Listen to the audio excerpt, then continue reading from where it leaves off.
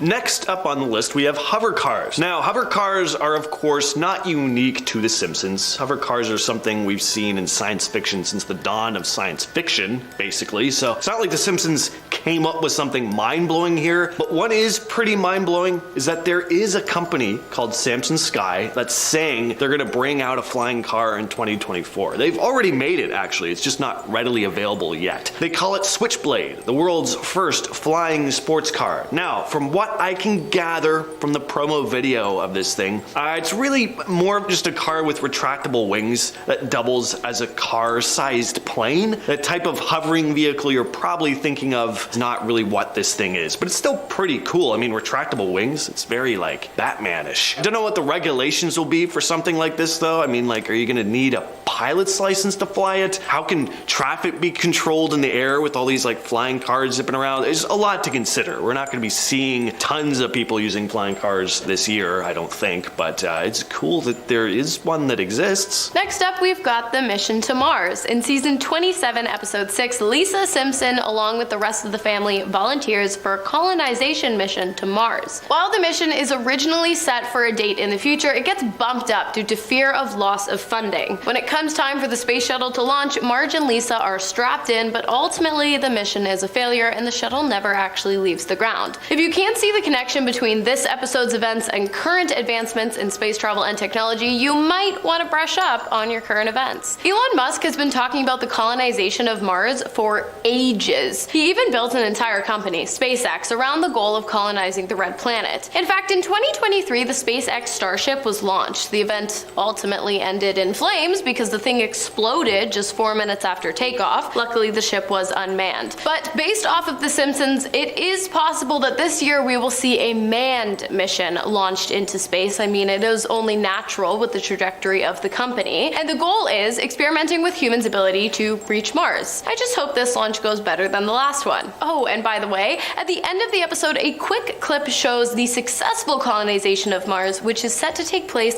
in 2051. So stay tuned for that video. Next on the list, we have the baby translator. So in the season 3, episode 24, Brother, Can You Spare 2 Dimes, Homer's brother Herb invents a device that allows a parent to figure out what their infant's cries mean. They're not really saying much, are they? I need some food. You're not getting a whole lot of info out of these things, I'd imagine. What a godsend, though, a piece of tech like this would be, just to immediately know and then, deal with the issue. Well, turns out there is something like it already in the works, and we're not even halfway through the year yet, so who knows, we may start seeing it get used later in 2024. The company behind the tech is called Zoundream, and they're making some pretty interesting strides in infant care tech. On their site, they describe their cry analysis tech. Here's what it says on the site. Using a comprehensive multimodal approach, we've investigated infant cries, analyzing various aspects such as acoustics, electroencephalography, EEG signals, regional cerebral oxygen saturation,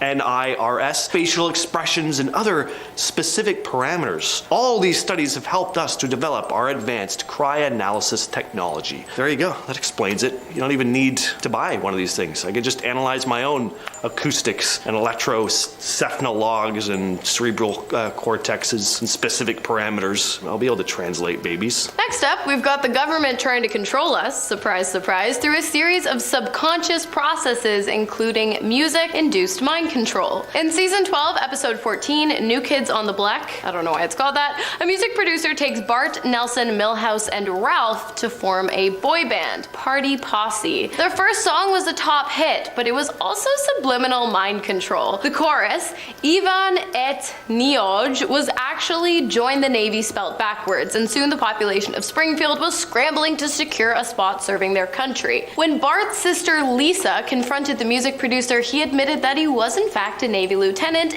and that subliminal messaging in music had been a long-standing strategy in recruiting young men into the military. With the way the world stands today, we might very well see an uproar in military propaganda in the coming months. Whether or not that takes the form of subliminal messages in hit pop songs remains to be seen, but if any of these other Simpsons predictions are a staple, a reminder, I can't think of the word, it's likely. All right, in season 21's Treehouse of Horror episode, there's a segment called Don't Have a Cow, Mankind. So here Krusty the Clown introduces a new type of Krusty Burger with meat made from cows who have eaten other cows. That's just hilarious and oddly believable. I could see a fast food company, like a really dirty fast food company, just being like, it's mega meat. All these cows eat other cows, brother. Anyway, this new burger causes like a mad cow type disease in the town of Springfield, turning people into zombies, or munchers as they're called in this episode. Now again, it's not like The Simpsons invented a zombie apocalypse by any stretch, but with how many things that have played out in real life with an eerie similarity to events in The Simpsons, I'm just gonna stay away if any new fast food burger comes out this year with some new weirdo meat, especially if it's meat coming from a cow that grazed on beef. That is funny in a cartoon, vomitrocious in real life. You know, I actually saw a report about a chicken farm where like they were eating each other and then people were selling the meat. So that's even grosser. Again, The Simpsons have, predicted it.